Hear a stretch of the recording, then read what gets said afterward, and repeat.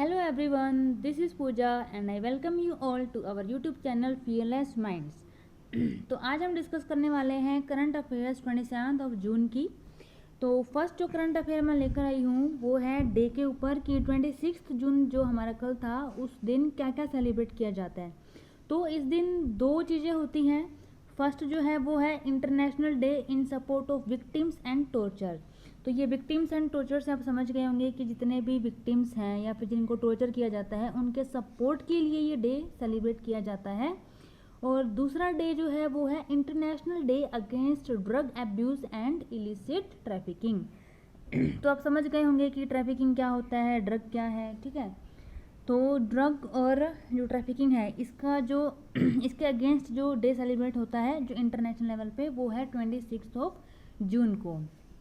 तो अगली अगर हम बात करें तो वो है ई पंचायत पुरस्कार 2020। ई पंचायत पुरस्कार 2020 किसको मिला है? Himachal Pradesh. Most important question है, डेफिनेटली आपको किसी न किसी एग्जाम में देखने को मिलेगा। ये ई पंचायत पुरस्कार 2020 मिला है हिमाचल प्रदेश को, ठीक है। तो हिमाचल प्रदेश में अब हम बात कर लेते हैं कि हिमाचल प्रदेश के जो सीएम हैं उनका नाम क्या है, ठीक है। तो इनके सीएम हैं जयराम ठाकुर। हिमाचल प्रदेश के सीएम हैं जयराम ठाकुर। और अगर हम बात करें इसके गवर्नर की तो वो हैं भंडारू दत्तात्रेय, ठीक है। तो ये दोनों चीज़ आप याद कर लेना, इनके जो सीएम हैं और जो गवर्नर है। उसके बाद एक मेन इम्पोर्टेंट इसमें क्या बन सकता है कि जैसे अपने ये बात चली है कि अगर पंचायत पुरस्कार मिला है तो ये रिलेटेड किससे होगा, किसने दिया होगा? ये ये होता है मिनिस्ट्री ऑफ पंचायती राज की तरफ से, ठीक है। तो अगर आप बात करें कि पंचायती राज का यूएन मिनिस्टर है कौन, यूएन मिनिस्टर ऑफ पंचायती राज कौन है? नरेंद्र सिंह तोमर, ठीक है। ये मोस्ट इम्पोर्टेंट बन जाएगा कि यूएन मिनिस्टर ऑफ पंचायती राज कौन है? हमारे नरेंद्र सिंह तोमर हैं। अब अगर बात करें हम नेक्स्ट क्वेश्चन की तो वो है new chief secretary of Maharashtra. Maharashtra के अभी न्यू चीफ सेक्रेटरी अपॉइंट हुए हैं, उनका नाम है संजय कुमार। तो ये याद रख लेना कि संजय महान है, ठीक है, संजय महान है। तो संजय कुमार को न्यू सेक्रेटरी ऑफ महाराष्ट्र के रूप में अपॉइंट किया गया है। अब इसके ऊपर देखो और क्या बन सकता है इसी के ऊपर कि देखो एक तो ये बनेगा कि अगर ये अभी चुने गए हैं तो इससे पहले कौन थे? इससे पहले थे हमारे अजोय, ठीक है। तो उनका नाम था अजोय मेहता। तो अब अगर ये बात है कि अजोय मेहता को अब क्या बना दिया गया, तो इनको बना दिया गया है as a principal adviser of the CM, ठीक है। Principal adviser to the CM बना दिया गया है अजोय को।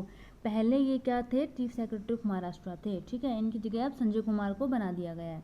अब अगर बात करें महाराष्ट्र की तो अगर इसके सीएम की बात करें, ठीक है, तो इनके सीएम हैं, हमें सबको पता है कि उद्धव ठाकरे, ठीक है।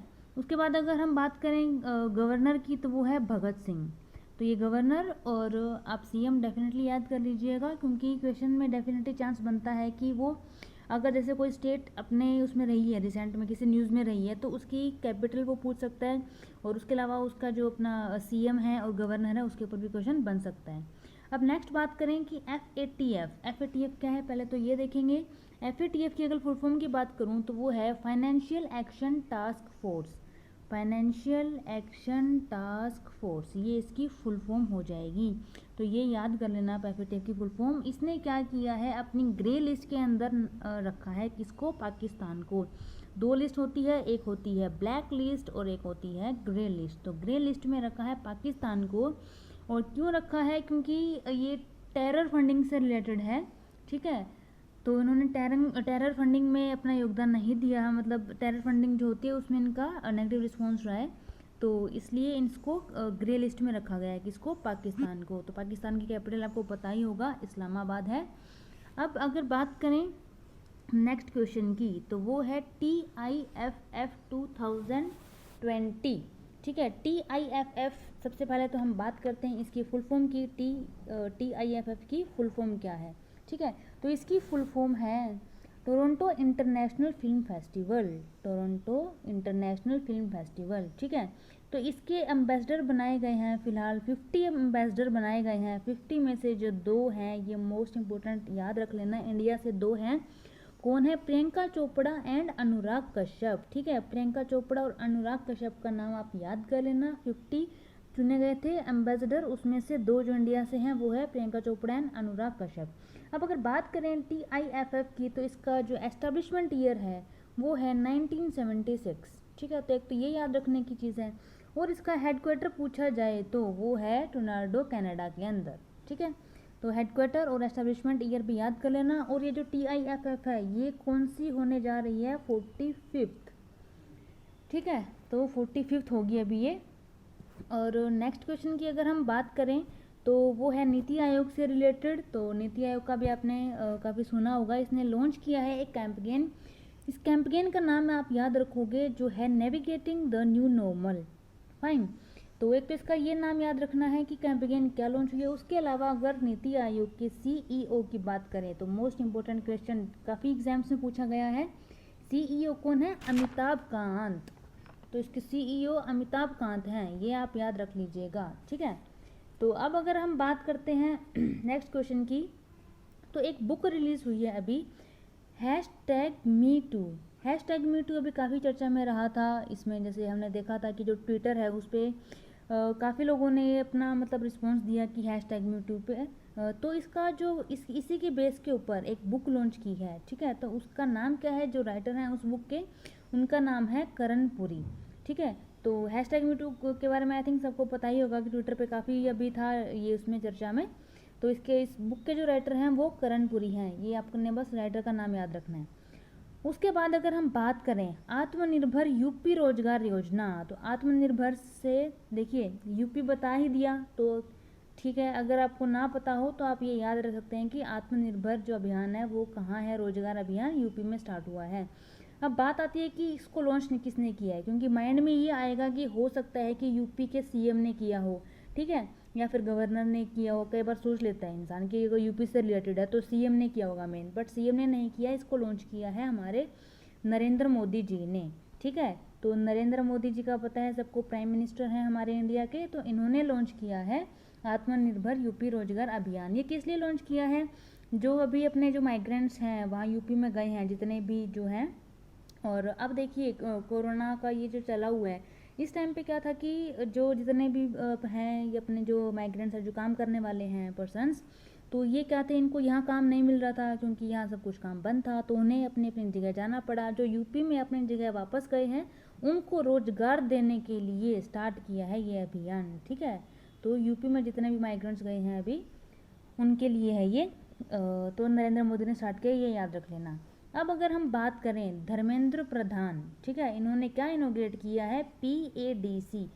ठीक है, कहाँ, पैराडिप। और पैराडिप याद रख लेना, मोस्ट इंपॉर्टेंट क्वेश्चन है, ये पूछा ही जाएगा कि पैराडिप कहाँ है। ये है उड़ीसा के अंदर। ठीक है, और किसने इनोग्रेट किया है ये किया है धर्मेंद्र प्रधान ने। धर्मेंद्र प्रधान का आई थिंक सबको पता होगा, कल भी हमने वीडियो में डिस्कस किया था। जिसने कल की वीडियो नहीं देखी है वो पहले कल की वीडियो देख लो, ताकि जो उससे रिलेटेड आज क्वेश्चंस हैं वो आपको इजीली समझ आ जाएंगे। ठीक है, क्योंकि एक ही चीज़ हम रोज़ रोज़ नहीं बता सकते ना। अब एक चीज़ बार बार रिपीट तो अच्छा भी नहीं लगता। तो आप क्या हो कि रेगुलर अपनी वीडियोस देखते रहिए ताकि आपको कोई दिक्कत ना आए। अब PADC की बात कर लेते हैं। PADC की फुल फॉर्म क्या है। P से है प्रोडक्ट, A से है एप्लीकेशन, D से डेवलपमेंट और C से सेंटर। तो पूरी फुल फॉर्म क्या बन जाएगी, product application and development centre. तो अब अगर बात करें हम उड़ीसा की, तो उड़ीसा के जो हमारे CM हैं नवीन पटनायक हैं। ठीक है, और अगर गवर्नर की बात करें तो वो है गणेशी लाल। ठीक है, दोनों चीज़ याद कर लेना, CM है नवीन पटनायक और गवर्नर है गणेशी लाल। अब बात करते हैं नेक्स्ट क्वेश्चन की। ये क्वेश्चन में काफ़ी इंपॉर्टेंट है।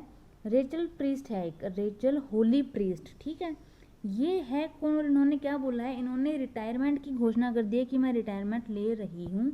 ये है क्रिकेटर। ठीक है, फीमेल क्रिकेटर हैं। और ये कौन सी टीम से है ये आपको याद रखना है, ये है न्यूजीलैंड टीम से।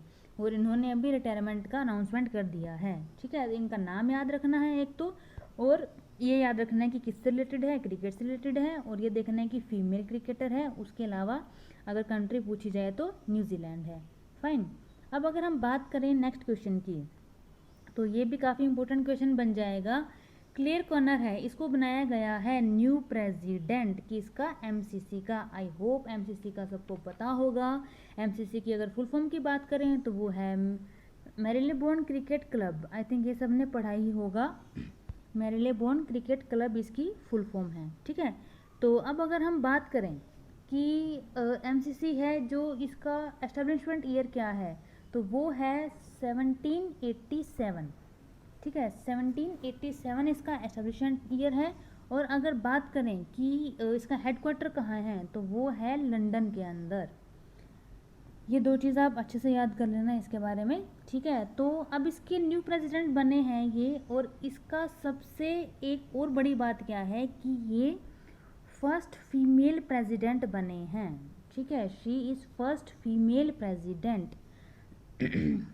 ये अच्छे से याद कर लेना, क्योंकि देखो डेफिनेटली है कि फर्स्ट फीमेल अगर बनी है तो इसके ऊपर तो क्वेश्चन बने ही बनेगा। फर्स्ट फीमेल प्रेसिडेंट बनी है एमसीसी की, ठीक है।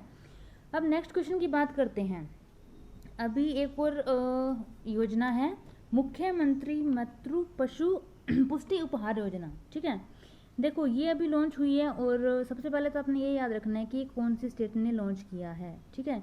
मुख्यमंत्री मातृ पुष्टि उपहार योजना। तो ये देखिए किससे रिलेटेड है, मैं ये बता देती हूँ। ये रिलेटेड है प्रेग्नेंट वीमेन के लिए।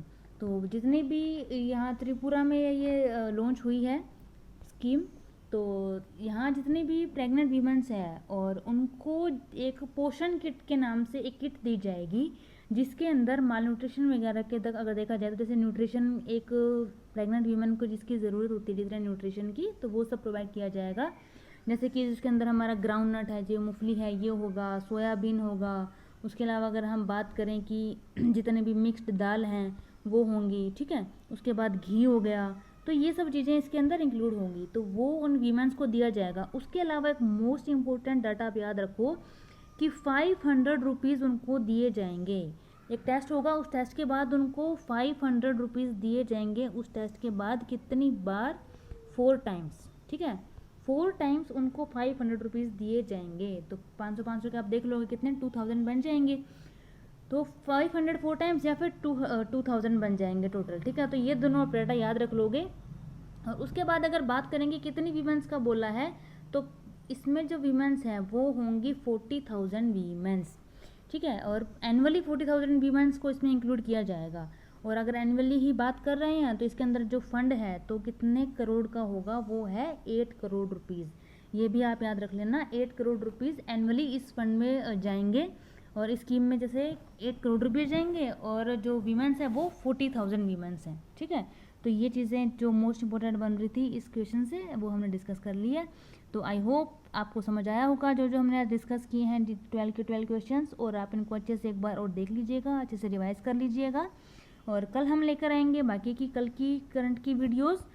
और जिसने भी अब तक मेरे चैनल को लाइक और सब्सक्राइब नहीं किया है वो प्लीज़ लाइक कर लीजिएगा और सब्सक्राइब कर लीजिएगा, और बेल आइकन को प्रेस कर लेना ताकि आपको आगे की वीडियोस का नोटिफिकेशन मिलता रहेगा। तो thank you so much for watching my video में। तो अब नेक्स्ट वीडियो में मिलेंगे कुछ इंटरेस्टिंग क्वेश्चंस के साथ, ठीक है। तब तक हंसते रहिए, मुस्कुराते रहिए और देखते रहिए फियरलेस माइंड।